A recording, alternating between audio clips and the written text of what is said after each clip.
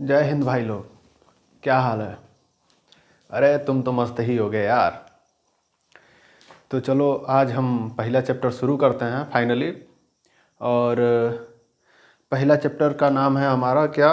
वास्तविक संख्याएं।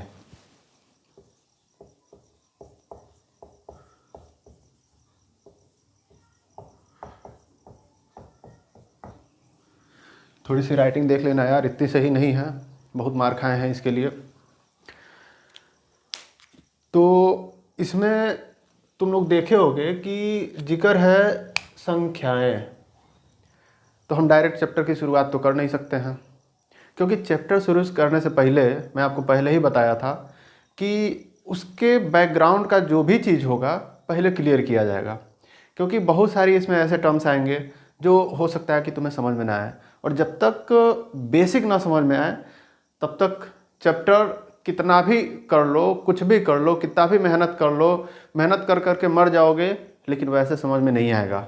और यदि तुम्हें कहीं गलती से क्वेश्चन लगा भी लिए तो उसको समझदार समझ के लगाने का नहीं कहा जाएगा, उसे यही बोला जाएगा कि ये रट के लगाए हो। ठीक है? तो चूंकि बात संख्याओं की जा रही है, तो सबसे पहले यार संख्याएं भी कई टाइप की होंगी। अब संख्याओं में भी कई सारे डिवीजन होंगे। अब क ख ग घ लिखते हो तो उसमें भी बांटते हो ना, क वर्ग, ट वर्ग, च वर्ग, पता नहीं क्या दुनिया भर का फलाना ढकाना। तो संख्याओं में भी तो कई प्रकार होंगे यार, और तुम इसको जानते भी हो। बस ये है कि एक बार रिकॉल करना है। देखो, इसमें से ज़्यादातर चीज़ों को तुम जानते हो, कुछ चीज़ें हैं थोड़ी सी दिक्कत होंगी या तुम भूल गए होगे, तो ही याद कर लो। देखो, इसमें हम सबसे पहला जो चीज़ पढ़ेंगे वो है प्राकृतिक संख्या। देखो, प्राकृतिक संख्या के बारे में तुम में से मैक्सिमम लोग जानते होंगे, ये शुरू से ही पढ़ाया जाता रहा है। तो प्राकृतिक संख्याएं क्या होती हैं? जो भी देखो, जितने भी तुम गिनती की संख्याएं गिनते हो ना, 1 2 3 4 5 6, चाहे अंग्रेजी मीडियम वाला 1 2 3 4 5 6, ये सब क्या है? ये सब प्राकृतिक संख्या है। तो इसके एग्जाम्पल में क्या आ जाएंगे? 1 2 3 4 5 6 7 डॉट डॉट डॉट डॉट चंद्रमा तक, ओ से आगे इनफाइनाइट तक। ठीक है? क्योंकि लार्जेस्ट प्राकृतिक संख्या क्या है पता ही नहीं है किसी को। अब इसमें एक चीज़ ध्यान देना, जो अब मैं देखो यार पढ़ा रहा हूँ तो बारीकियाँ भी समझाते जाऊँगा कि इसमें बारीकियाँ कहाँ है, गलती कहाँ करते हो। देखो, अगर तो इसमें 1.2 आ जाएगा, या फिर मान लो 1.5 आ रहा है, ये जो दशमलव वाली संख्या है ये प्राकृतिक संख्या होंगी क्या? बिल्कुल नहीं होंगी। प्राकृतिक संख्या हमेशा पूर्ण नंबर में होती है, पूरी संख्या में होती है। इसमें कोई दशमलव, कोई बट्टा, कोई भिन्न, ये सब नहीं होता है। ठीक है? ये हमेशा याद रखना। अब अगली संख्या देखो, पूर्ण संख्या।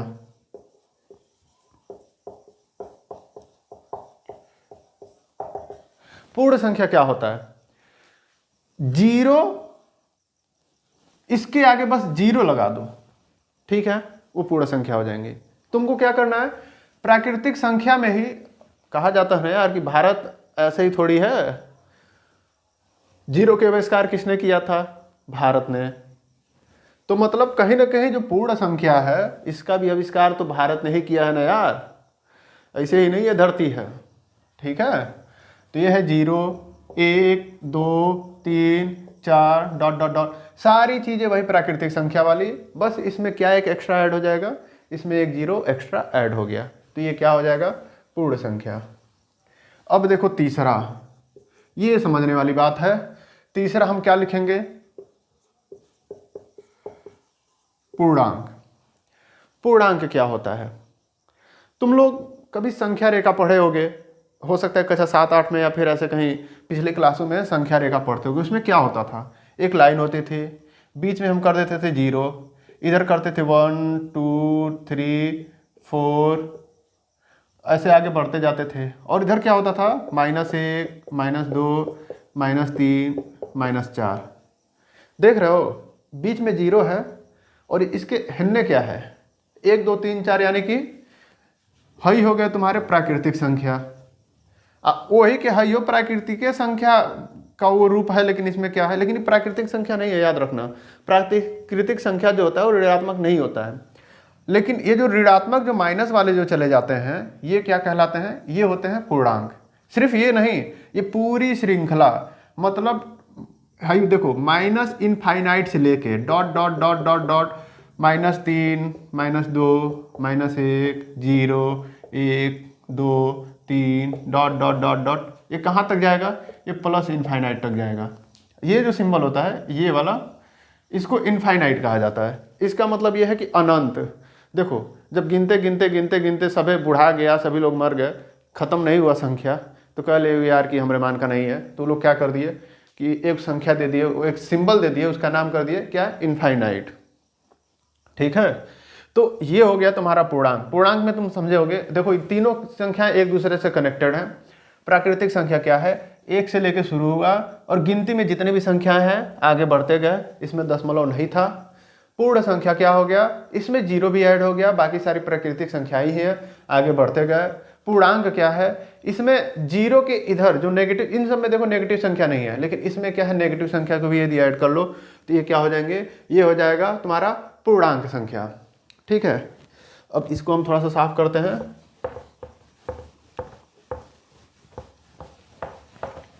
अब जो अगला संख्या आएगा इसके बारे में तो यार मुझे लगता है कि बच्चा बच्चा जानता होगा, और वो है सम संख्या।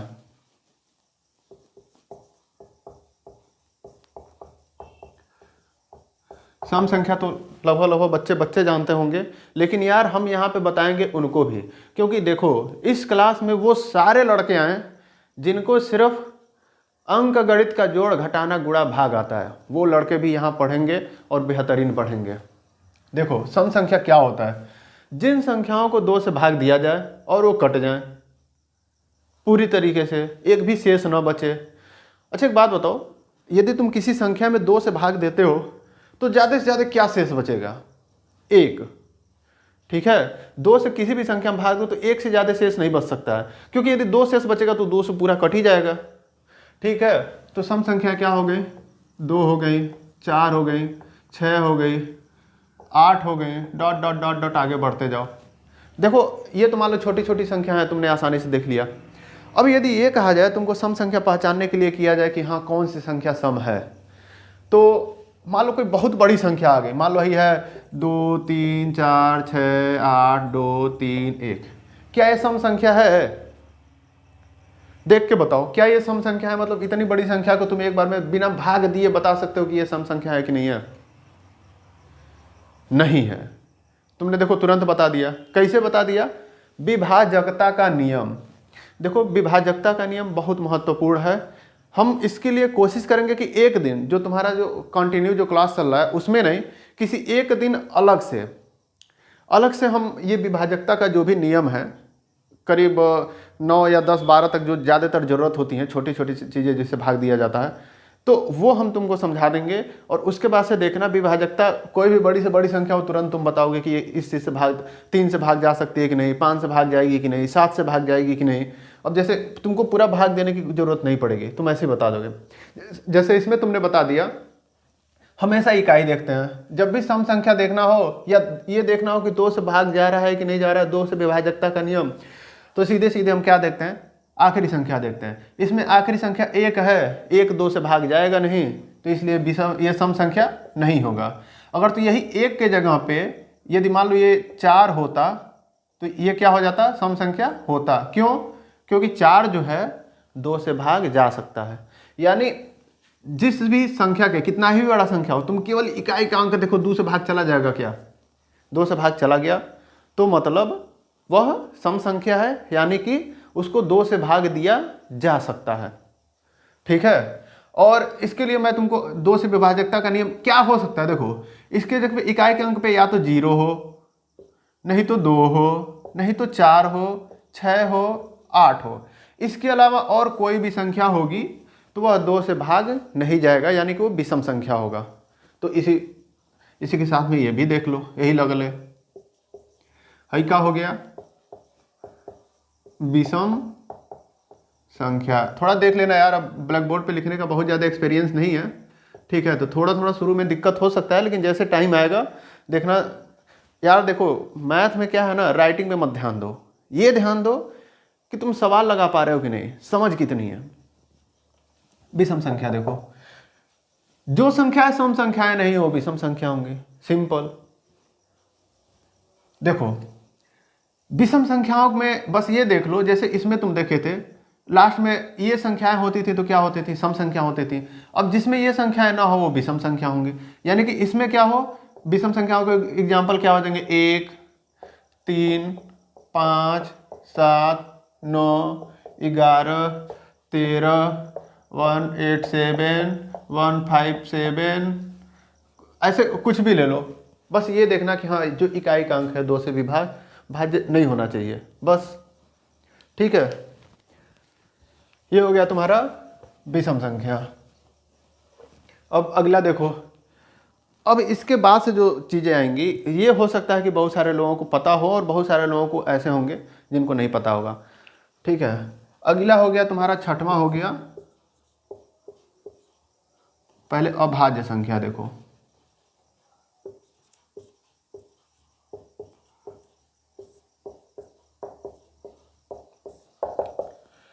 देखो अभाज्य संख्या क्या होता है, वे सभी संख्याएं जिसको जो या तो 1 से भाग जाएं या फिर स्वयं से भाग जाएं।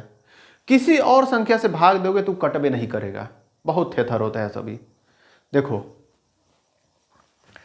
तुम 12 है, मान लो एक संख्या हम एग्जांपल दे रहे हैं, 12 है। 12 को तुम किस किस चीज से भाग दे सकते हो, तुम 1 से भाग दोगे, 1 से भाग दोगे तो 12 बार में जाएगा, 12 एक बार हम 12 कट गया, शेष बचा नहीं बचा। तुम मान लो 2 से भाग जा रहे हो, 12 2 छके 12 कट गया, कुछ बचा नहीं बचा। ऐसे देखोगे 3 से भी कटेगा, 4 से भी कटेगा, 6 से भी कटेगा और 12 से तो कटवे करेगा, 12 एक कम 12। तो ये 12 जो है ये अभाज्य संख्या कतई नहीं हो सकता है। ठीक है, अब तुमको हम एक और संख्या बता रहे हैं। देखो मान लो यही 12 के जगह पे 13 कर दिया जाए तो 1 से भाग जाएगा, 1 से बिल्कुल भाग जाएगा। देखो दुनिया में जितनी भी संख्याएं हैं 1 से भाग दोगे तो पूरी पूरी संख्या कट जाएगी, 1 से भाग जरूर जाएगा। यानी कि एक ऐसी संख्या है जिससे किसी भी संख्या में तुम भाग दे सकते हो, चाहे वो कोई भी संख्या हो, एक ऐसी संख्या है। ठीक है, अब इसमें तुम 2 से भाग दोगे तो देखो जरूर कुछ ना कुछ शेषफल बच जाएगा। कितना शेषफल बचेगा, 1, क्योंकि 2 से जब भी भाग देते हैं, देखो जब भी जो शेषफल है जिस संख्या से भाग दे रहे हो उससे कम ही होगा, उससे ज़्यादा नहीं होगा। और इसका प्रयोग अभी देखो इस चैप्टर में आने वाला है, आज ही वो चैप्टर बताएंगे और उसमें देखना उसकी ज़रूरत पड़ेगी। ठीक है, मतलब जिस संख्या से भाग दे रहे हो, यानी कि इसमें तुम 6 से भाग दे रहे हो ना, तो मैक्सिमम, मतलब इसमें नहीं, किसी भी संख्या, मान लो कोई संख्या यक्ष है, इसमें तुम 6 से भाग दे रहे हो तो जो शेषफल बचेगा ना वो 6 से ज़्यादा नहीं हो सकता है, 6 के बराबर भी नहीं होगा। वो चाहे 1 हो सकता है, चाहे 2 हो सकता है, चाहे 3 हो सकता है, चाहे 4 हो सकता है, चाहे 5 हो सकता है, 6 नहीं होगा। ठीक है, ये इसका देखो आगे अभी इसका यूज होगा। ठीक है, अब हम बात करें तो इसका अभाज्य संख्या क्या, 13 को देखो तुम काटोगे किससे कट सकता है, 1 से कटेगा नहीं कटेगा, 2 से भी नहीं कटेगा, 3 से भी नहीं कटेगा, काटते चले जाओ, ये केवल और केवल 13 से कटेगा, चाहे 1 से कटेगा, 2 से नहीं कटेगा, 3 से नहीं कटेगा, 4 से नहीं कटेगा, मतलब केवल 1 से कटेगा। 1 से तो सभी लोग कट जाते हैं, क्योंकि एक समझ लो कि एक सुपर तलवार है, किसी को भी काट देगा। और 13 कोई भी संख्या स्वयं से तो कटबे करेगी। कहा जाता है ना कि जो किसी से नहीं हारता है वो स्वयं से हारता है, समझ गए। तो ये खुद से कोई भी संख्या खुद से तो कट ही जाएंगे। ठीक है, इसमें जो भी हम चीज़ें बता रहे हैं उसमें जीरो को भी मत लेना, क्योंकि ससुरा बहुत बड़ा ही समझ लो कि अपवाद है। अधवा जो गणित है ना उसमें अधवा जो झमेला हो यही के कारण है। ठीक है, तो देखो, तो इस तरीके से हम देख सकते हैं, जैसे 13 है तो 13 केवल 1 से कट रहा है, स्वयं से कट रहा है, तो 13 क्या हो जाएगा, अभाज्य संख्या हो जाएगा। तो ऐसे जितनी भी संख्याएं हैं जो केवल 1 से कटे और स्वयं से कटे, बीच में किसी चीज से नहीं कटेंगे, वो क्या हो जाएंगी, वो हो जाएंगी अभाज्य संख्या। जैसे इसमें तुमको एक और हम एग्जांपल दे रहे हैं, 39। ये बताओ ये अभाज्य संख्या है क्या, बिल्कुल नहीं है, क्योंकि ये 3 से भी कटेगा, 13 से भी कटेगा, ठीक है। अब हम कह रहे हैं 37, ये अभाज्य संख्या है क्या?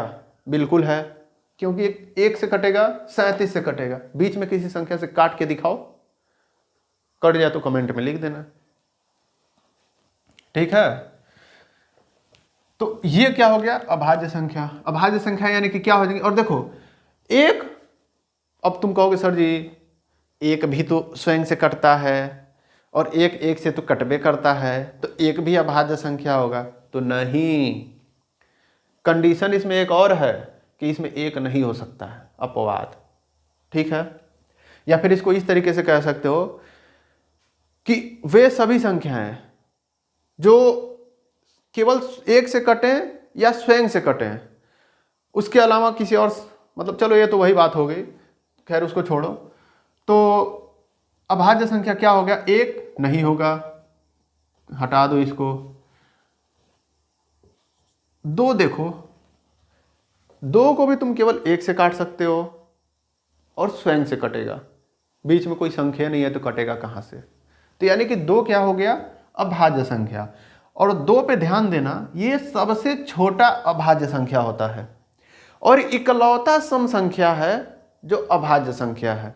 बाकी जितने भी अभाज्य संख्या होंगे कभी सम संख्या नहीं हो सकते हैं। ये चीज हमेशा दिमाग में रख लेना कि जितने भी अभाज्य संख्या होते हैं कभी सम संख्या नहीं हो सकते हैं, बस दो को छोड़ के। और दो ही क्या है? सबसे छोटा अभाज्य संख्या है, ठीक है। अगला अभाज्य संख्या क्या आएगा? 3 आएगा, 4 तो होगा नहीं, क्योंकि अब सम संख्या यार वैसे भी नहीं होते हैं, दो को छोड़ के, ठीक है। 5 हो जाएगा, 7 हो जाएगा। अब इसी तरह के सीरियल में तुम 9 कह दो तो हो जाएगा गलत, क्योंकि 9 नहीं होता है। 9 किससे कट जाता है? 3 से कट जाता है। 1 से कटेगा, 9 से कटेगा, 3 चीज़ों से कट गया, तो 9 नहीं होगा। 11 हो गया, 13 हो गया, 17 हो गया। तो ये सब, इसका भी बड़ा से बड़ा अभाज्य संख्या कोई नहीं बता सकता है। तो ये सब क्या हो गया? अभाज्य संख्या। अब देखो भाज्य संख्याएं क्या होती हैं।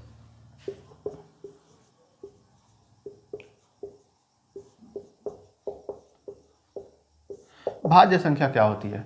जो भी अभाज्य नहीं होगी वो भाज्य संख्या होगी, सिंपल।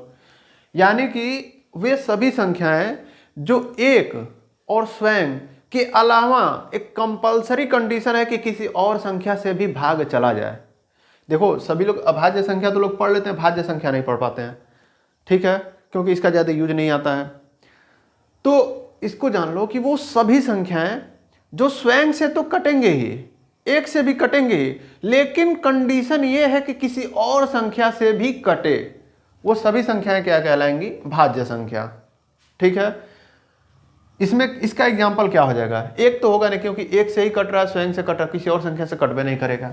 दो होगा ही नहीं, क्योंकि अभाज्य है। अभाज्य है तो सिंपल सी चीज़ है यार, स्वयं से और एक से ही कटेगा, किसी और से नहीं कटेगा, तो इसका कंडीशन है नहीं फुलफिल होगा। तो जब कंडीशन है नहीं फुलफिल होगा तो भाज्य संख्या होकर नहीं करेगा, ठीक है। तो ये हो गया तुम्हारा। इसमें जो सबसे जो छोटा आएगा, अब देखो एक नहीं है, दो नहीं है, तीन नहीं है, 4 बच रहा है, यानी 4 इसमें क्या हो जाएगा? सबसे छोटा भाज्य संख्या। ये चीज याद रखना, ठीक है। 4 हो गया, आगे क्या हो गया? 6 हो गया। देखो भाज्य संख्याएं जितनी भी सम संख्याएं हैं, 2 को छोड़ के सब भाज्य संख्या तो होंगी ही होंगी, सिंपल सी चीज है, क्योंकि अभाज्य संख्या नहीं हो रही थी। अब इसमें देखो एग्जाम्पल देखो, 4 हो गया, 6 हो गया, 8 हो गया, 9 हो गया, 10 हो गया, 12 हो गया, dot dot dot dot infinite तक चलते जाओ, दिन भर गिनते रहो, ठीक है। ये हो गया भाज्य संख्या। अब अगला देखो, ये इंपॉर्टेंट है और इसका, अब देखो यहां से जितनी भी चीजें आ रही हैं ये इस चैप्टर में सीधे सीधे प्रयोग होंगी, ठीक है। तो इनको बहुत अच्छे से ध्यान देना। और वहां पे वैसे मैं एक बार याद दिला दूंगा, लेकिन तुम लोग कोशिश करना कि याद ना दिलाना पड़े, क्योंकि 8वां देखो अब क्या है? सह अभाज्य संख्या। इसको अंग्रेजी में क्या कहते हैं? को प्राइम नंबर, ठीक है। सह अभाज्य संख्या ये क्या होती हैं? इनको देखो कहीं ना कहीं एक तरीके से कहा जाता है जुड़वा बहनें। ये जो संख्याएं होती हैं इनको कहा जाता है जुड़वा बहनें, ठीक है। इसमें होता क्या है, देखो यदि तुम दो संख्याएं ऐसे ले लो, ये एक संख्या पे नहीं होता है क्योंकि सह आ गया तो सिंपल सी चीज है कि इसमें दो संख्याओं को एक साथ लिया जाएगा। तो ऐसी दो संख्याएं, ठीक है, जिनका मौसा प महत्तम समापवर्त एक हो, यानी कि कोई दो संख्या ऐसे ले लो, जैसे मान लो तुम कोई भी संख्या ले, देखो इसका ऐसे नहीं पढ़ाया जा रहा है। आज यहाँ पे हम समय दे रहे हैं, तुमको लग रहा हो कि अरे गुरुजी तो आधा घंटा इसी में ले लिए, अगमा क्या पढ़ाएंगे। यार देखो वो जरूरी नहीं है, हमने कहा है जो 3 दिन लिया है उस 3 दिन में तुमको ये चैप्टर कंप्लीट होगा। और सबसे मेन चीज़ ये है कि ये आगे इसका ज़रूरत है। आज मैं यहाँ पे इसी दिन इसीलिए पढ़ा दे रहा हूँ क्योंकि एक सीक्वेंस बना है, तुमको सारी चीज़ें आ जाएं। और देखो तुमको बहुत बार ऐसा हुआ होगा, जो क्लास में जब तुम बैठते होगे तुमको गुरुजी कहते होंगे कि इसको तो कुछ अइबे नहीं करता है, एगो सवाल पूछते होंगे तुम मुँह बा देते होगे कि हमको तो अइबे नहीं करता। क्यों नहीं आता है जानते हो, कभी गौर किए हो? क्योंकि तुम बेसिक चीज़ें तुमको आई ही नहीं, तुमने बेसिक चीज़ें अच्छी से नहीं पढ़ाई। तुम्हारी गलती नहीं थी, तुम्हें बेसिक चीज़ें अच्छी से नहीं पढ़ी, नहीं पढ़ाया गया, तुम्हें नहीं समझ में आया। अब आगे पढ़ाया जा रहा है। अब एक बात बताओ, तुम्हें जोड़ घटाना गुणा भाग नहीं आ रहा है और तुमको बताया जा रहा है, कोनो थ्योरी कोई बहुत बड़ी पढ़ाई जा रही है। अब तुमको कितना भी पढ़ा दिया जाए, क्या तुम्हें समझ में आ सकता है? क्या हो सकता है कि जब तक वो पढ़ा रहे तब तक देख के दिमाग में जब तक है आया, कल पूछेंगे भूल जाएगा। तो इसीलिए देखो बेस सबसे जरूरी होता है और वही मैं बनाने की कोशिश कर रहा हूं, ठीक है। तो देखो सहअभाज्य संख्या पे हम लोग थे। सहअभाज्य संख्या क्या होता है? सिंपल से कोई दो संख्या लो, जैसे मान लो हम ले रहे हैं 6 और 9। अब 6 और 9 को कौन कौन सी कॉमन संख्याएं जो दोनों को काट सकती हैं? देखो 1 से दोनों कट जाएंगे, 1 से 6 भी कटेगा और 9 भी कटेगा। 2 से काटो, 2 से 6 तो कट जाएगा लेकिन 9 नहीं कटेगा। 3 से काटो, 3 से दोनों कट जाएंगी, ठीक है। अब यहीं पे ये सहअभाज्य संख्या नहीं है। इसका कंडीशन ये होता है कि ऐसे दो संख्याएं जो दोनों में जो कॉमन फैक्टर है, कॉमन फैक्टर का मतलब कि यदि भाग दिया जाए, ऐसे किसी संख्या से भाग दिया जाए कि दोनों को भाग देना है, किसी संख्या से दोनों को भाग दिया जाए और कट भी जाए दोनों, तो उसमें वो संख्या केवल एक होना चाहिए, तो वो क्या हो जाएंगे? सहअभाज्य संख्या। अब मैं इसका एग्जांपल मैं तुम्हें दे रहा हूं। जैसे तुम्हारा है, मान लो 11 है और 13 है। इन दोनों संख्याओं को तुम भाग दो, एक से भाग दो कि दोनों में कटे, ऐसी संख्या से भाग दो कि जो दोनों से कट जाए। एक से भाग दो कि दोनों कट जाए, क्योंकि एक तो सबको काट देता है, सुपर तलवार। 2 से कटेंगे? नहीं कटेंगे। किसी संख्या से ट्राई कर लो, नहीं कटेंगे। इस सिर्फ और सिर्फ दोनों एक से ही कटेंगे। इसलिए संख्या क्या कहलाएंगे? सहअभाज्य संख्या। मुझे लगता है कि आधा आधा तुम लोग समझ गए हो कि सहअभाज्य संख्या क्या होता है। अब तुम लोग ये सोचोगे कि यहाँ तो चलो हमने यहाँ पे अभाज्य संख्या का एग्जाम्पल दे दिया, तो क्या अब पूछोगे कि गुरुजी अब का ही दोनों अभाज्य संख्याएं होंगी तभी ऐसा होगा? तो हम कह रहे हैं नहीं। देखो अब इसके जगह पे मान लो लिख रहे हो 16, एक जगह पे लिख रहे हो 25। इन दोनों को किसी भी संख्या से जरा भाग दोगे या इनका मौसा पर निकालो तो मौसा पर देखो हमेशा 1 आएगा, या किसी भी संख्या से भाग दो तो दोनों कट जाएं, तो ऐसा कोई संख्या नहीं होगा। तुम 2 से काटोगे हई तो कटेगा, हई नहीं कटेगा। 3 से काटोगे तो कौनों नहीं कटेंगे। 4 से हई कटेगा, हई नहीं कटेगा। 5 से काटोगे हई नहीं कटेगा, हई कटेगा। मतलब जो दोनों से कट जाएं ऐसी एक ही संख्या वो है 1। तो ये क्या हो जाएगा? सहअभाज्य संख्या, ठीक है। ये हमेशा देखना ये पेयर में होता है, पेयर के मतलब जुड़ा हुआ, ठीक है। तो सहअभाज्य संख्या अब मेरे ख्याल से कुछ समझ गए होंगे। देखो ये सम संख्या है, ये विषम संख्या है, अभाज्य संख्या दोनों ही नहीं है, तो कोई जरूरी नहीं है कि सहअभाज्य के लिए उसमें से एक अभाज्य हो। हाँ, इन दोनों पेयर में से एक भी संख्या इन दोनों पेयर में से अभाज्य संख्या हुआ तो सीधे सीधे सहअभाज्य संख्या हो जाएगा। क्योंकि भाई देखो, हाई मान लो हाई 16 है, 16 मान लो 2 से कर सकता है, 4 से कर सकता है, 8 से कर सकता है, 16 से कर सकता है, 1 से कर सकता है। हम यहाँ पे एक अभाज्य संख्या 7 लिख दिए। अब भैया हई तो कट जाएगा, हई नहीं ना कटेगा, इत आ गया हई वाला। तो ये सीधे सीधे क्या हो जाएगा? सहअभाज्य संख्या। अब मेरे ख्याल से सहअभाज्य संख्या कुछ समझ गए होंगे कि दोनों ऐसी किसी संख्या से तुम्हें भाग देना है, जैसे मान लो किसी भी संख्या से कि ये दोनों में भाग चला जाए, ठीक है, ये दोनों का मतलब 167 मतलब समझ लेना, अलग अलग देना है। मतलब जैसे देखो, हम किसी संख्या में यदि 16 में भाग दे रहे हैं, मान लो हम 2 से 16 में भाग दे रहे हैं, तो 7 में भी 2 ही से भाग देंगे, और दोनों में देखो है तो पूरा पूरा कट जाएगा, है कटेगा नहीं कटेगा, इसमें शेष बच जाएगा। तो ये क्या हो जाएंगे, अभाज्य संख्या। ठीक है, तो इसके एग्जाम्पल हम मान लो लिख दे रहे हैं 2 3 3 5 4 5 17 18, ऐसे आगे बढ़ते जाओ, इनकी भी संख्या कोई निश्चित नहीं है। ठीक है, तो ये क्या हो गया तुम्हारे अभाज्य संख्या। ठीक है, अब जो आ रहा है ये इससे भी महत्वपूर्ण दोनों हैं, इनको तुम बहुत अच्छे से ध्यान देना। और जो मैंने कल कहा था कि एक कॉपी जो भी मैं पढ़ा रहा हूं, यदि तुम्हें चाहते हो कि वाकई तुम एग्जाम में बहुत अच्छा नंबर स्कोर करो, तो एक चीज हमेशा मेरा याद रखना, और आज से ही वो चीज फॉलो करना शुरू कर दो कि मैं जो भी पढ़ा रहा हूं, ठीक है, मार्केट की सबसे सस्ती कॉपी लाओ, लेकिन इस सबको लिखते जाओ। सिर्फ बैठ के रजाई में बैठ के देखने से तुम ये सोचो कि बोर्ड में ये जो मेरा है 70/70 मैथ में जो मेरा सपना है, ये तुम लोग ला दोगे, तो ये नहीं हो पाएगा भाई। मैथ बिना कॉपी किताब के हो ही नहीं सकता है। और यार तुम्हें कुछ नहीं करना है, मैं लगभग 1 से सवा घंटा या 45 मिनट ऐसे ही कुछ पढ़ाऊंगा, 1 घंटे के आसपास में। उतने समय तक तुम डेली 1 घंटा मान के चलो कि तुम बहुत ध्यान से बैठो, कॉपी किताब लेके बैठो, तुम्हें देखो मैथ की समस्या नहीं आएगी पेपर में, और तुम बहुत हंसते हंसते दोगे। और ये मैंने बहुत कमज़ोर लड़के को ऐसे पढ़ाया है, और उसका अनुभव बता रहा हूँ तुम्हें। ठीक है, और वो मैं तब पढ़ाया था जब मैं खुद 11th में था, समझ रहे हो। तो अब तो मतलब अब अगला देखो,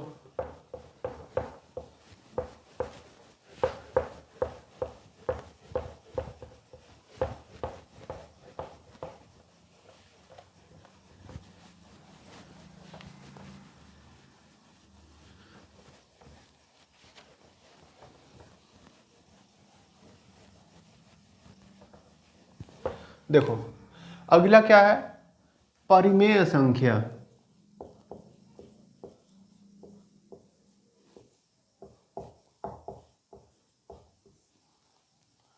यह है तुम्हारा 9वां। परिमेय संख्या क्या होगी, इसको तुम लोग ना बहुत ध्यान से देखना।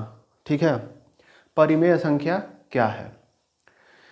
तुम लोग बट्टा वाला सवाल किए हो ना, जैसे मान लो ऐसे तुम देखते होगे 2/7, 5/6, 7/3, ऐसे जो बट्टे वाले सवाल होते हैं ना, मतलब बट्टे वाले जो भी संख्या होते हैं इस रूप में, ये क्या है, ये परिमेय संख्या है।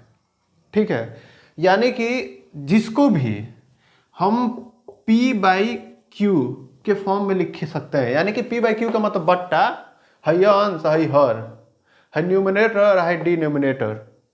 थोड़ा देखना यार, हम थोड़ा अंग्रेजी हमारा गड़बड़ा गया है।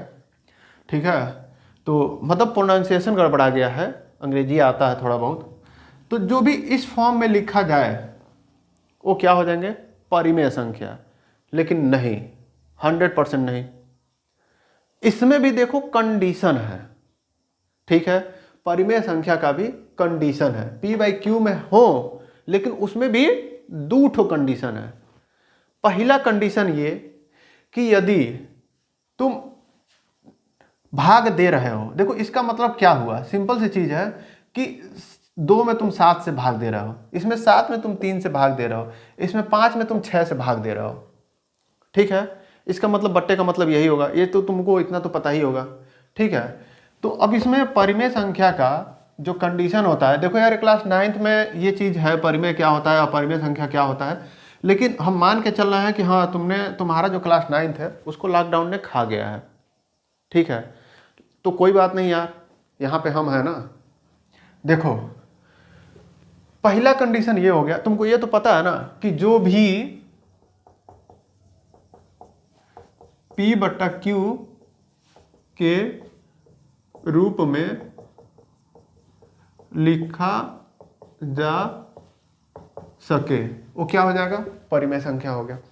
लेकिन इसमें जो कंडीशन था वो देखो, पहला कंडीशन कि यदि तुम भाग दे रहे हो, ठीक है, तो या तो जैसे तुम 10 में तुम भाग दे रहे हो 3 से, ठीक है, तो इसको भाग दोगे तो क्या हो जाएगा, 3.3 डॉट डॉट डॉट डॉट, 3 जाता ही रहेगा, कभी खत्म में नहीं होगा, ठीक है। तो या तो ऐसे हो कि रिपीटेड संख्या हो, समझ रहे हो, या तो ये रिपीटेड संख्या हो।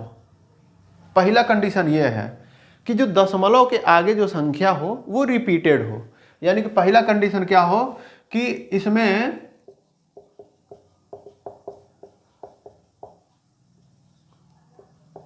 दशमलव के बाद रिपीट करता हो, मतलब जो भी संख्या हो दशमलव के बाद वाला वो रिपीट करता हो।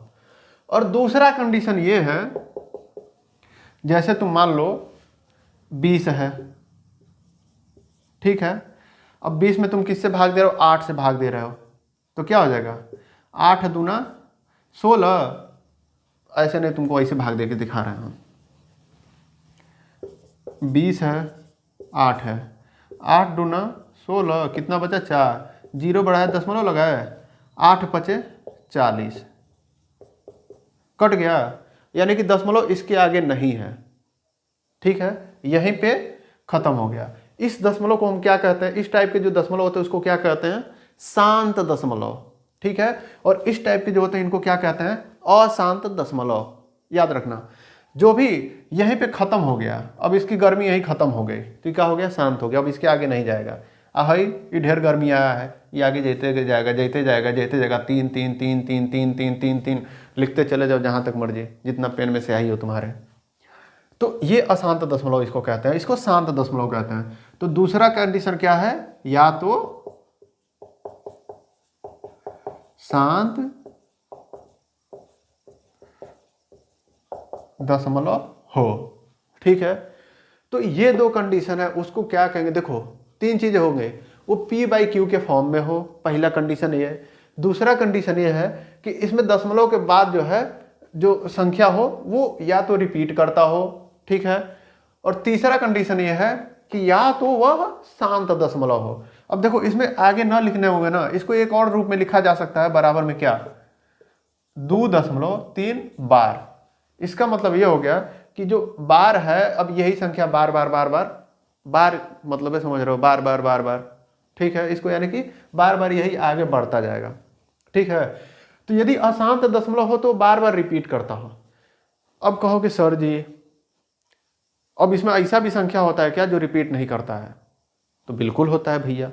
देखो तुमने एक, चलो ठीक है, हम तुमको ऐसे नॉर्मली एग्जांपल देते हैं।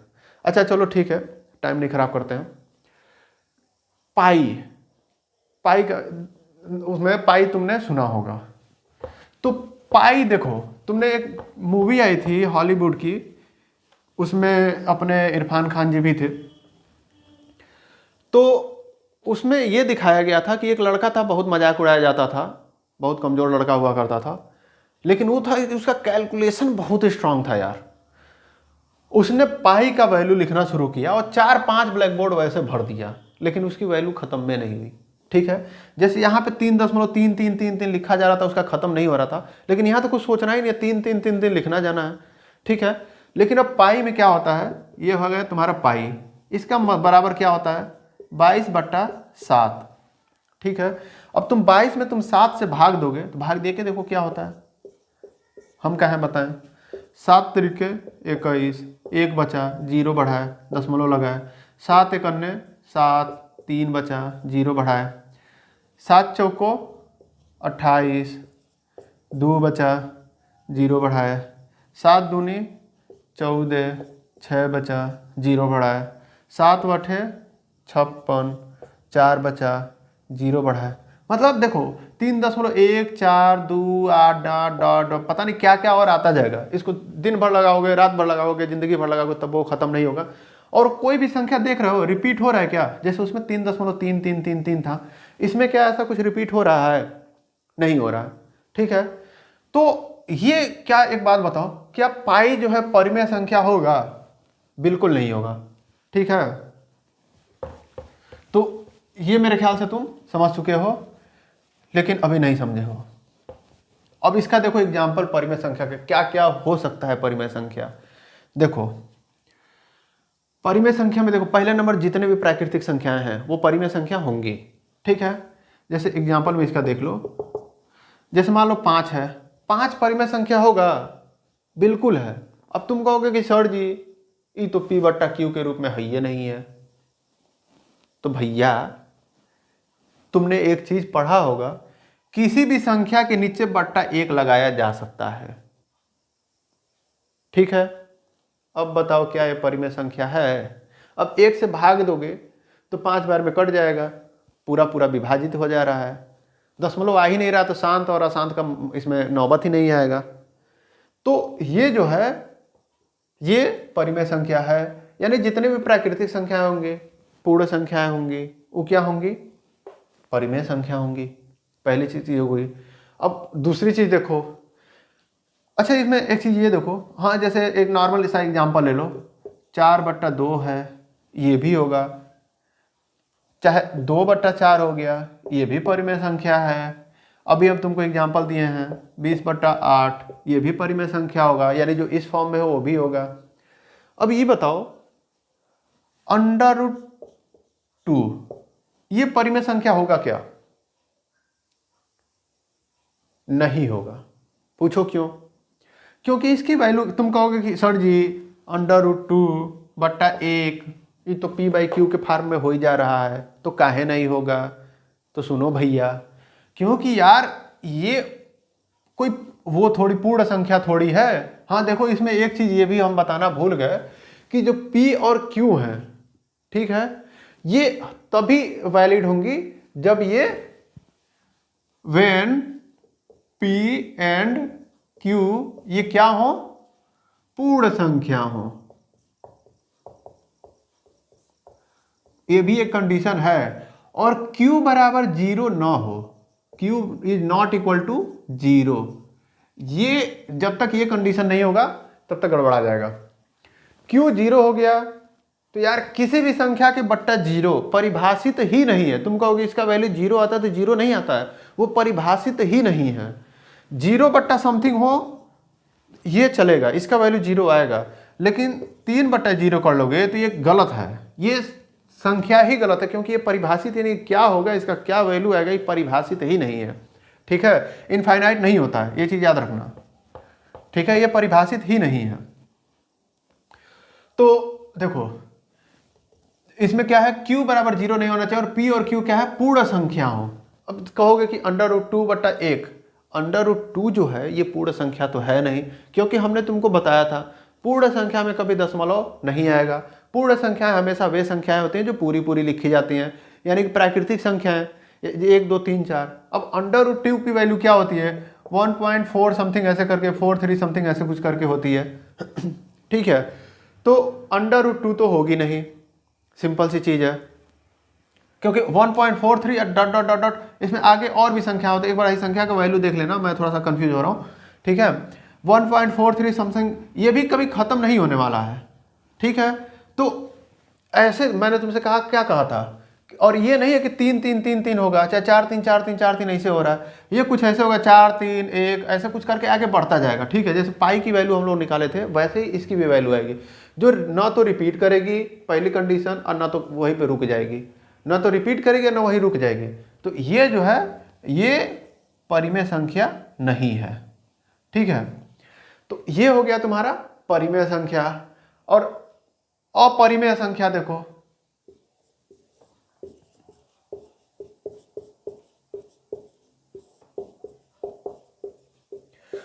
अब देखो √2 परिमेय संख्या नहीं था, तो ये क्या हो जाएगा, अपरिमेय संख्या हो जाएगा। √3 अपरिमेय संख्या हो जाएगा। √4 अपरिमेय संख्या नहीं होगा। पूछो क्यों, ऐसा नहीं है कि जो भी चीज़ अंडर रूट में हो तो वो क्या बोलते हैं कि अपरिमेय संख्या हो जाएगा, नहीं। अंडर रूट 4 की वैल्यू होती क्या है, बराबर 2। अब देखो 2 जो है ये तो परिमेय संख्या हो गया, तो परिमेय संख्या हो गया तो अपरिमेय संख्या तो नहीं होगा। सिंपल सी चीज़ है, ये तो एक दूसरे के दुश्मन है सब। जो है ही होगा, जो इसके साथ जाएगा वो इसके साथ नहीं जाएगा, जो इसके साथ जाएगा वो इसके साथ नहीं जाएगा। यानी ये कह सकते हैं कि इसमें है तो नहीं था, है यो नहीं था। इसमें एक और एग्जाम्पल हो सकता क्या, अंडर रूट 4, अच्छा है अंडर रूट 16, अच्छा है अंडर रूट 25, क्योंकि इन सबका अगर तो तुम रूट हटाओगे तो पूर्ण संख्या आएगी। देखो अंडर रूट 25 का वैल्यू क्या होता है, बराबर 5 होता है। अंडर रूट 16 का वैल्यू क्या होता है, बराबर 4 होता है। तो वो जो संख्याएं होंगी वो परिमेय संख्या होंगी, अपरिमेय संख्या अंडर रूट 4 नहीं होगा। ठीक है, तो ये चीज़ हो गई। अब देखो यहाँ पे तुमने पाई पढ़ा था, पाई जो था परिमेय संख्या नहीं था, तो पाई क्या हो जाएगा, अपरिमेय संख्या होगा। सिंपल सी चीज़। ठीक है, तो मुझे उम्मीद है कि ये तुम लोग जो है परिमेय अपरिमेय ये सारी संख्याएं जो है तुम लोग सीख चुके हो क्या होता है। ये देखो यार, 10वां नंबर था ये क्या। ठीक है, ये सारी चीज़ें तुम सीख चुके हो। अपरिमेय संख्या भी क्या होता है, अब आगे आएगा तो थोड़ा बहुत और इसके बारे में डिस्कशन करेंगे। अब चलते हैं चैप्टर के ऊपर। अब इतना तुम जब समझ गए हो तो अब जब हम चैप्टर को पढ़ाएंगे तो देखना कितना आराम से समझ में आएगा और कितना सही से तुम्हें मजा आएगा उसको पढ़ने में। ठीक है, ये होता है तरीका पढ़ाने का और पढ़ने का। ठीक है, जो तुम्हारा चैप्टर है वास्तविक संख्याएं, इसमें जो तुम्हारा पहला टॉपिक जो है यूक्लिड विभाजन प्रमेयिका। ठीक है, अब इसके यूक्लिड विभाजन प्रमेयिका पे जानने देखो कैसे जाते हैं। पहले इसको हम साफ कर लेते हैं, ये एक अलग झमेला है।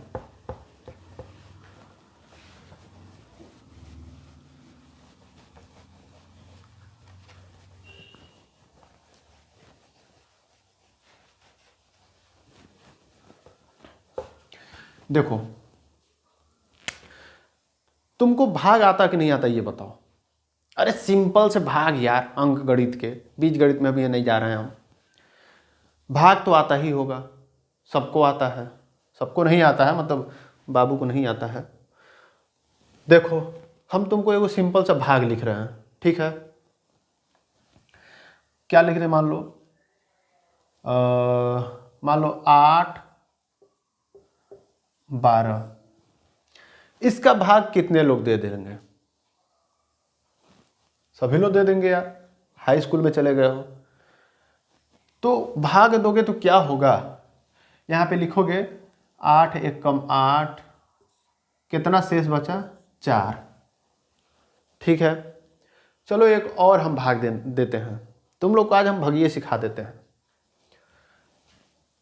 अब दूसरा क्या ले, मान लो 6 से लेते हैं, 6 लेते हैं 20। ठीक है, कितनी बार में जाएगा, 6 3 18। अरे पहाड़ा बहुत पढ़े हैं यार तुम लोग भी, दिन भर हम देखते हैं यार। एक तो छोटे क्लास में कभी चले जाओ ना तो जाके कभी देखना, सवेरे से सांझ ले 2 एकम 2, 2 दूनी 4, 2 3 कपार खा जाता है सब। ठीक है, अब 20 में तुम 6 से भाग दिए, 3 बार में भाग गया, 18 हुआ, कितना शेष बचा 2। हम लोग इसको ऐसे भाग देते हैं। अब यूक्लिड विभाजन प्रमेयिका हम यहाँ पे लिख देते हैं टॉपिक का, नहीं तो तुम लोग कहोगे कि सर जी लिखबे नहीं करते हैं। यूक्लिड विभाजन प्रमेयिका। ठीक है, अब देखो इस प्रमेयिका के हिसाब से क्या होता है, ये देखो कुछ नहीं होता है, खाली है ये भगिए होता है। ठीक है, हम लोग इसको बचपन से ऐसे लगाते रहे हैं, अभी कहता है कि नहीं भैया तनी हम दूसरे हिसाब से लगाएंगे, एगो अलग हो गया झमेला। ये यार समझ लो कि जितना मैथमेटिशियनवा है ना, अपने नाम के चक्कर में लोगों को लड़का के खाली परेशान करते हैं सब, और कुछ नहीं। ये भगिया को हम ऐसे लिख दें, 6 बराबर क्या होगा, 3 नहीं, यहाँ पे देखो 20 बराबर क्या हो जाएगा 3। अच्छा, इसको हम शुरू से ऐसे लिख देते हैं ताकि तुम लोग को एकदम आसान हो जाए। 20 बराबर क्या हो जाएगा 6 गुणे 3 प्लस 2। ऐसे लिख सकते हो कि नहीं लिख सकते हो? अरे 6 के 18 धन 2। अभी मत करने लगना कि हाँ 3 2 5 6 के 30, क्योंकि हऊ वाला नियम हुआ, का को पहले काटिए ता पीछे दो भाग, आ गुणा करो धन जोड़ दो, बस। ऋण को दियो घटाए, ठीक है। तो इसको इस रूप में लिख दिए। अब इसको अगर तो ऐसे लिखना हो तो क्या करोगे? देखो, जिसमें भाग दे रहे हो इसको यहां लिखो 12 बराबर जिससे भाग दे रहे हो 8, जितनी बार में भाग गया गुणे 1, और जो शेषफल बचा उसको प्लस में, ये हो गया। अब इसी को हम एक फार्मूला के रूप में लिख दे रहे हैं, ठीक है। जैसे मान लो तुम्हारे पास इसके जगह पे है, मान लो b से तुम भाग दे रहे हो, ठीक है। किस में भाग दे रहे हो? a में, ठीक है। तुम b से भाग दे रहे हो a में। अब तुम्हारे पास क्या आ रहा है? मान लो तुम्हारे पास भागफल है p, उससे भाग दिए तो मान लो ये a आया, और तुम्हारा कटने के बाद से तुम्हारा क्या शेष बच गया? q, ठीक है। वैसे तो बी क्यू होगा, यहाँ पे करोगे तो बी क्यू हो जाएगा। लेकिन मान लो यदि हम भाग दे रहे हैं तो कट पीट के, अब मान लो केवल बी क्यू होगा, फिर और कुछ काटोगे, फिर और कुछ काटोगे, काट काट के जो तुम्हारा शेषफल आ रहा है वो आ रहा है क्यू। तो इसको तुम कैसे लिखोगे? देखो, इसमें 20 को हम क्या लिखते थे? पहले लिखते थे। इसमें a को हम क्या लिखेंगे? पहले लिखेंगे।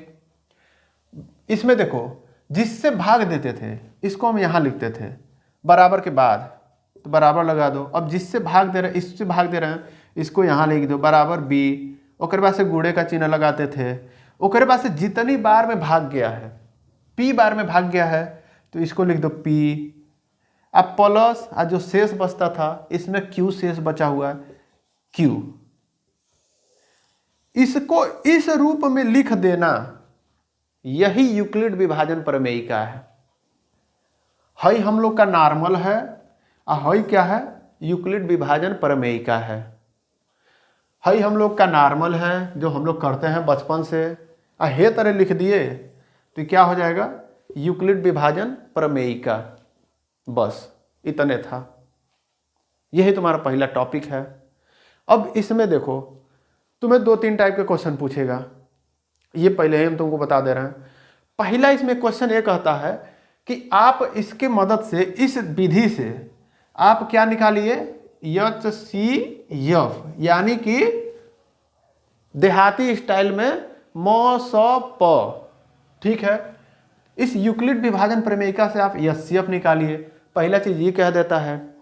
और दूसरा चीज क्या कहता है कि आप सिद्ध कीजिए कि जितने भी सम संख्याएं हैं वो सम संख्याएं क्या, किस रूप में होंगी?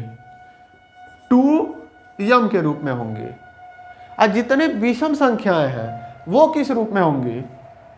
2m + 1 के रूप में होंगी, ठीक है। यही कहेगा ये 2 चीज। अब इसमें देखिए, हमको पता है वीडियो जो है आपका 1 घंटे से अधिक जा रहा है, लेकिन कोई बात नहीं, इसको हम दोनों को बता के हम बंद कर देंगे। और यार इस चीज़ से मत डरो ना कि हम 5 मिनट 10 मिनट एक्स्ट्रा पढ़ रहे हैं, क्योंकि पढ़ाई ना यार, यदि मज़ा आए तो पढ़ते जाओ। कभी पढ़ाई में ये मत सोचो कि जब पढ़ते वक्त ना, जिस दिन तुमने टाइम देखना शुरू कर दिया, समझ लो कि तुम टाइम पास ही कर रहे हो। कभी भी पढ़ाई देखो इस चीज़ से किया जाता है। और मैं अपने बारे में बता रहा हूँ कि हमेशा मैंने जब भी पढ़ा है तो इस रूप में पढ़ा है कि कभी ये नहीं सोच के पढ़ा हूँ कि हाँ मुझे आज 1 घंटा पढ़ना है, मुझे आज 10 घंटा पढ़ना है। अबे कोई मतलब ही नहीं है भाई, तुम सिर्फ हमेशा जब भी पढ़ो। अच्छा ठीक है बहन भी, अब पता चला कि झोटा पार्टी वाले ऋषि आ गए कि अरे सर जी आप तो खाली भाई भाई कहते हैं। तो ठीक है, भाई बहन दोनों लोग, मतलब विद्यार्थी लोग, तो कभी तुम ये तुम ऐसे सोचो कि जब भी पढ़ा करो ना, देखो हमेशा इसे पढ़ो कि आज मुझे ये इतने चैप्टर जो है या ये टॉपिक मुझे पढ़ना है। अब उसको ख़त्म करने के लिए चाहे तुमको रात को खाना भी ना खाना पड़े, चाहे रात भर लग जाए, लेकिन एक बात याद रखना कि वो जब तक ख़त्म ना हो जाए तब तक छोड़ के उठना मत। और एक चीज़ और है, उतने का तुमने टारगेट बनाया है, मान लो 10 मिनट में ख़त्म हो गया, अच्छे से तुमको समझ में आ गया, पूरा तुमने कर लिया, बिंदास जाओ क्रिकेट खेलने। हाँ, लेकिन जब बोर्ड का परीक्षा तक नज़दीक आ जाएगा तो थोड़ा बचा लेना, सोचना कि चलो ठीक है अब क्रिकेटवा खेलने नहीं जाएंगे, घर में लूडो खेल लेते हैं 10 मिनट में, उसके बाद फिर दूसरा कुछ पढ़ लेते हैं क्योंकि भाई अब बोर्ड है। ठीक है, तो मेरे ख्याल से यूक्लिड विभाजन प्रमेयिका क्या होता है इसको जान लिए हो। अब इसमें एक चीज़ बताओ, इसमें जो Q है, ठीक है, इसको हम थोड़ा मिटा के हम ठीक ठाक ऊपर करके लिख दे रहे हैं, तुम लोगों को थोड़ा सा दिक्कत हो रहा होगा। आज देखो तुम लोग को यूक्लिड विभाजन प्रमेयिका जो है फिर कभी कहीं और देखने की जरूरत नहीं पड़ेगी, और इसके बाद से डायरेक्ट तुम पेपर में भी जाओगे तो भी हल करके आओगे, क्योंकि तुमको हम बता दिए यूक्लिड विभाजन क्या होता है। सिंपल सी, जिसमें भाग देते हैं बड़ा वाला, जिसमें भागने को हमेशा बड़ा होगा, सिंपल सी चीज़ है। जैसे मान लो इस तरीके से है 20, 6 ना हो तो यही एग्जाम्पल है, याद रखना और इसी से हमेशा याद कर लेना। ठीक है 3 बार में कटा था, 6 तरीके 18, 2 शेषफल बच गया, तो इसको हम कैसे लिखे थे 20 बराबर 6 गुणे 3 अब प्लस 2। इसी से याद रखो, कोई ज़रूरी नहीं है कि सारा हाई सूत्र से याद रखो, उससे याद रखो और अच्छा है। बस तुमको यह है कि इसको इस सूत्र में कन्वर्ट करना आना चाहिए। ठीक है, अब ये देखो ये भी तो यूक्लिड विभाजन प्रमेयिका ही है, बस ये कि सूत्र के रूप में नहीं है। ठीक है, अब देखो इसमें तुमको एक चीज़ ये है, हम इसको यहाँ लिख दे रहे हैं b गुणे p प्लस q। ठीक है, इसको भी मिटा दे रहे हैं। अब देखो इसमें जो तुम्हारा q है, एक बात बताओ, q जो है b से बड़ा हो सकता है क्या? यानी कि q क्या है? शेषफल, शेषफल है क्या है 2, और b क्या है? b है जो जिससे तुम भाग दे रहे हो, भाजक। तो क्या 2 जो है वो 6 से बड़ा हो सकता है क्या? कभी नहीं होगा। अगर तो 6 से बड़ा हो जाता तो ही यहाँ पे 3 की जगह पे 4 नहीं हो जाता। जैसे मान लो हम इसको 6 से बड़ा कब होगा, जब हम इसको 2 से भाग देते तो 6 दूनी 12, अब 12 तब ही 8 हो जाता। अब 8 हो गया तो क्या है 6 से क्या हो गया, बड़ा हो गया। तो क्या ये सही हम लिखे हैं? गलत नहीं है, लेकिन कहीं ना कहीं ये नियम के हिसाब से फॉलो नहीं कर रहा है। यहाँ पे नियम यही है कि भैया इसको जितना बार भाग जा सकता है उतनी बार दो।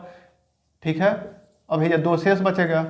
ठीक है, तो ये जो तुम्हारा Q है ये याद रखना हमेशा इस B से बड़ा नहीं हो सकता है, और शेषफल 0 भी तो हो सकता है, 0 से छोटा नहीं होगा, नेगेटिव में नहीं जाएगा। 0 से छोटा क्या होता है? नेगेटिव होता है। अरे नंबर लाइन पढ़ाए थे ना। तो ये जो Q की जो वैल्यू है ये हमेशा किसके किसके बीच में हो सकती है? या तो ये 0 हो सकती है, 0 के बराबर, इसको ऐसे लिख सकते हैं, या तो 0 से बराबर होगी और नहीं तो उससे बड़ी होगी, और बीच में क्या हम लिख देते हैं Q, और हमेशा किससे छोटी होगी? ये छोटी होगी हमेशा B के। देखो इस तरीके से जब लिखा जाए तो इसका मतलब ये होता है, जब भी ये सिंबल का मतलब होता है कि ये जो Q है वो 0 से, देखो जब इसके नीचे बराबर हुआ, देखो इसको अगर तो ढक दिया जाए तो बराबर का चिन्ह लग रहा है, तो इसका मतलब या तो 0 के बराबर हो सकती है और नहीं तो 0 से बड़ी होगी। ठीक है, अगर तो हर चीज़ यहाँ से हम हटा देते तो 0 से बड़ी कितने भी बड़ी संख्या हो सकती थी, लेकिन हमने यहाँ पे अगवा क्या लगा दिया, ब्रेकर। ठीक है, यानी कि B से हमेशा छोटी होगी। ठीक है, अब देखो एक चीज़ तुम हमेशा भूल जाते होगे कि सर जी लेस देन, ग्रेटर देन, इसका हम कहोगे कि हमेशा कंफ्यूज हो जाते हैं, कैसे हम याद रखें? तो देखो जो बड़ा होता है वो अपने और फैला देता है, अपने और एकदम कहता है कि भैया हमारा ढेर ज़मीन है, हम इतना लेंगे। ठीक है, और जो छोट है बेचारा दब के रह जाता है, तो जितने छोट होगा वो बेचारा दब का रह जाएगा। समझ रहे हो ना? तो इससे हमेशा याद रखना। तो खैर वो हमारा मुद्दा नहीं था, हमारा मुद्दा यह था कि हमारी Q की जो वैल्यू होगी ये हमेशा याद रखना किसके बीच में होगी, इस B से छोटी होगी और जीरो के बड़ी या उससे जीरो से बराबर, यही हो सकती है। ठीक है, ये एक कंडीशन हो गया। अब अगला जो हमारा है, जो हम तुमको अभी क्या बताए हैं कि इसमें कहेगा कि HCF निकालिए यूक्लिड विभाजन प्रमेयिका से। ठीक है, अब यूक्लिड विभाजन प्रमेयिका से HCF कैसे निकालते हैं ये चीज अब आगे देखो।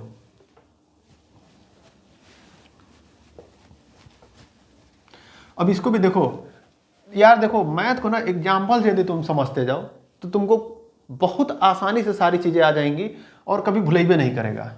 यहाँ पे क्या था भैया, A बराबर B अगुड़े P प्लस Q, यही था।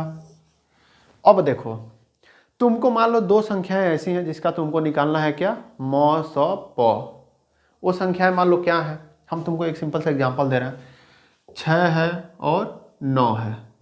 इसका म स प तुम कैसे निकालते हो, 6 9 ने थोड़ा सा और बड़ा ले लो भाई, नहीं तो कहोगे कि सर जी तो बेईमानी हो गया। तो और बड़ा क्या ले लें, मान लो 24 है और 8 ले लें, चलो 8 ले लो। ठीक है, अब इसका लेकिन 8 लेंगे तब तो सीधे सीधे हो जाएगा। इसका एक बढ़िया सा हम एग्जांपल लेते हैं,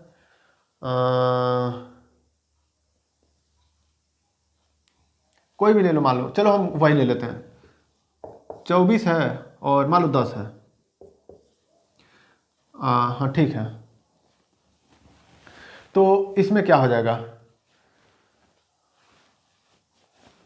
इसका मौसपा निकालना है। तो हम नॉर्मली क्या करते हैं, ऐसे लिखते हैं, अब 2 से भाग देते हैं, दोनों में कट जाएगा 2 से, हाँ 2 पचे 10, अब 12 दूनी 24, अब कटेगा नहीं कटेगा, इसका मौसपा क्या हो गया, 2 हो गया। हम लोग ऐसे लिखते हैं।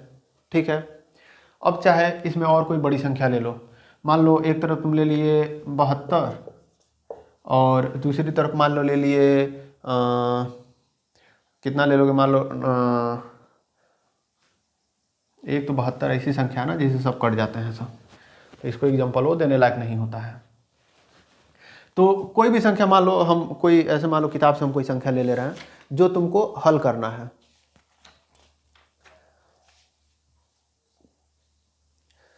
हाँ देखो किताब से हम तुमको ले ले रहे हैं, पहला जो क्वेश्चन है वही ले लेते हैं, 135 और 225। ठीक है, किताब का एक्सरसाइज का जो है हम उसी एग्जाम्पल लेके बता दे रहे हैं, 135 और 225।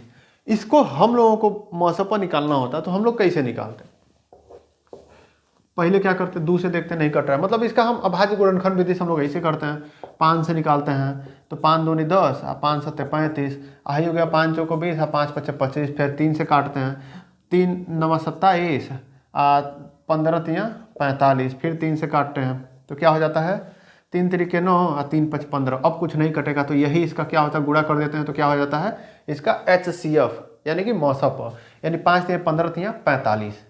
इसको हमने ऐसे लिख दिया, ये तो हम लोग लगाते हैं। अब देखो यूक्लिड विभाजन प्रमेय क्या कहता है, इसको कैसे लगाना है। देखो इसमें तुम क्या करो, जो बड़ा वाला है यूक्लिड विभाजन प्रमेय में यही हो रहा था भाई, जिसमें तुमको भाग देना है, तुम लोग वो वाला विधि पढ़े हो, भाग विधि से मौसपा निकालना, छोटे क्लासेस में अक्सर पढ़ाया जाता है, जिसमें तुमको याद होगा हम लोग ऐसे करते थे कि मान लो इन दोनों का मौसपा निकालना है। ठीक है, तो बड़का को हम लोग अंदर लिख देते थे और इसको हम लोग यहाँ लिख देते थे और भाग देते थे। मान लो कितनी बार में गया, एक बार में, 135 हाई हो गया 0, हाई हो गया 9, 90 हो गया, हाई हो गया 135।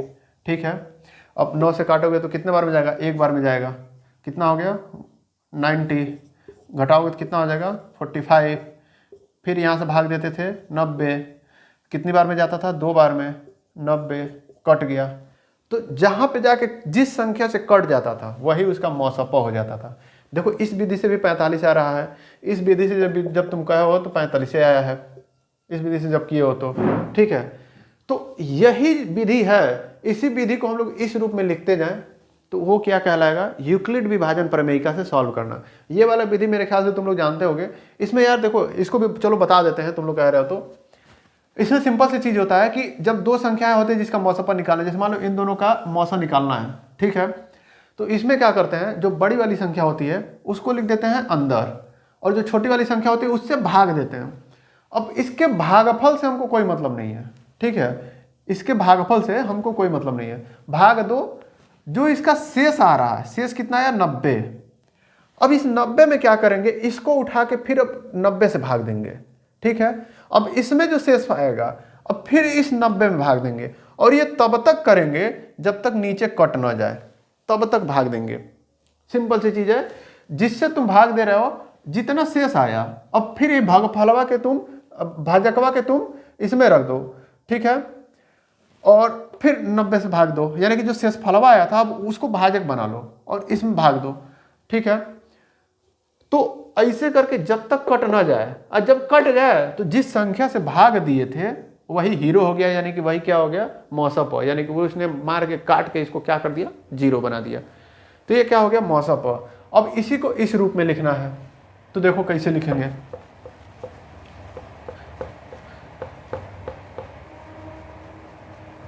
देखो इन्हीं दोनों का मान लो एग्जाम्पल लेकर चलना है, तो इसमें एक ही जगह पे तुम क्या लिखोगे भाई, इसको ऐसे ही तो था 135 और 225, इसको ऐसे भाग दिए और नीचे क्या आया 135, शेष कितना बचा, 90 बचा था, और यही था ना मेरे ख्याल से। हाँ, तो हम इसमें क्या सिखाए थे, इसको कैसे लिखा जाता था, जो अंदरवा होता था इसको तुम पहले लिखते थे 225, आई जिससे भाग देते थे बराबर में उसको क्या करते थे 135, ठीक है। गुणे कितनी बार में गया है, एक बार में, तो गुणे एक, अब प्लस जितना शेष फलवा बचा है, कितना बचा है 90, ठीक है, ये इतना हो गया। अब क्या करोगे, अगली स्टेप में क्या करोगे, अब इसको क्या करो, क्योंकि अब 90 से तुमको इसमें भाग देना है, 90 से क्या करना है, इसमें भाग देना है, तो तुम क्या करोगे, जिसमें भाग दिया जा रहा है उसको तुम यहां लिखते हो 135 बराबर, जिसको जिससे भाग दे रहा हो इसको यहां लिखोगे 90, कितनी बार में जाएगा भैया, एक बार में जाएगा, तो एक इससे लिख दो। अब कितना शेष बचा था, 90 करने 90, आप 135 में से घटाओगे तो कितना बच जाएगा 45। सिंपल सी चीज है। ये हमको प्रक्रिया तब तक दोहरानी है जब तक यहाँ प्लस 0 ना आ जाए, ठीक है। अब एक स्टेप और आगे बढ़ाओ, 45 से तुम 90 में भाग दो, ठीक है, क्योंकि यही कर रहे थे ना भाई, देखो जिससे हम भाग दे रहे थे ये तो भाजक है, यही भाजक है ना, तो जिससे हम भाग दे रहे थे अगले स्टेप में क्या हो जाएगा, उसमें भाग देंगे, यानी कि 90 में भाग देंगे, किससे 45 से, ठीक है। कितनी बार में जाएगा, 2 बार में, कितना शेष बचेगा 0, क्योंकि 45 दूनी 90, 90 हो गया, शेष कितना बचा 0। अब 0 शेष बच गया ना, तो इसका मौसप क्या होगा, यही संख्या होगी इसकी, क्या मौसप, ठीक है, ये हो गया। इसको चलो तुम लोग कहोगे कि अब राइटिंग खराब है यार, अब क्या बताया जाए, 45 से कर दिए, तो ये क्या हो गया मौसप। देखो चीज वही थी जो भगिया वाला था, इसी को हमने इस फॉर्म में लिख दिया। एक बार और देख लो कैसे किया जाता है। सिंपल सी चीज होती है कि जिस दो संख्याओं का तुम्हें मौसप निकालना है, उसमें से बड़ी वाली संख्या को तुम बराबर के पहले लिखो, यानी कि वो बड़ी वाली संख्या क्या हो जाएगी, ए होगी, और ये जो छोटी वाली संख्या होगी इसको बी के जगह पे लिख दो। देखो ए और बी, ठीक है।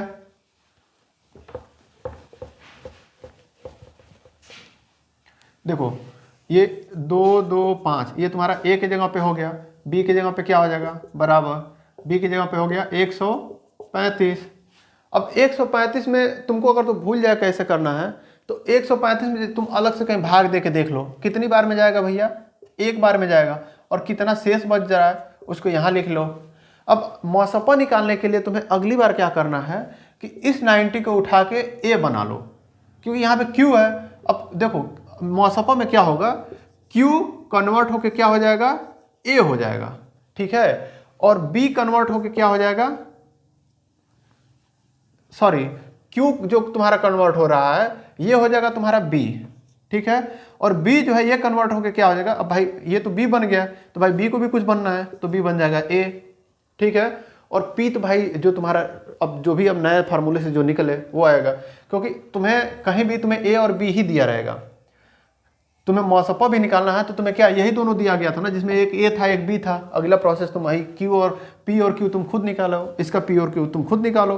तो इसका क्या हो जाएगा, ये हो जाएगा तुम्हारा 135 बराबर क्या 90 गुणे 1 प्लस 45। यही हो गया ना भाई, 90 का 90 प्लस 45 कितना हो गया 135। ठीक है, अब अगली बार में क्या करोगे, इसको उठा के यहाँ रखना पड़ेगा। 90 बराबर क्या, इसको उठा के यहाँ रखोगे, क्योंकि देखो ये जो तुम्हारा बी था ये तो ये हो गया, यहाँ पे 90 हो गया। जो तुम्हारा क्यू था ये तुम्हारा हो गया बी। ठीक है, तो ये रखोगे 45। अब कितनी बार में जाएगा, गुणे 2। अब प्लस कितना 45 दूनी 90, तो जोड़ने में क्या जोड़ोगे, एक ही जोड़ोगे, जीरो जोड़ोगे ना भाई। 45 दूनी 90 तो यही जा हो जा रहा है। अभी जब कुछ और जोड़ते तो 90 के बराबर से खराब हो जाता। ठीक है, तो इस तरीके से क्या करोगे, तुम मौसम प निकालोगे। ठीक है, अब इसके आगे का जो क्लास होगा, जो तुमको ये जो था कि ये जो उसमें कह रहा था कि सिद्ध कीजिए कि हमेशा सम संख्या क्या होगी 2m के फॉर्म में होगी और विषम संख्या क्या होगी 2m + 1 के फॉर्म में होगी। ये हम बताएंगे कल। तो आज के लिए बस इतना ही, पढ़ते रहो, बाय बाय।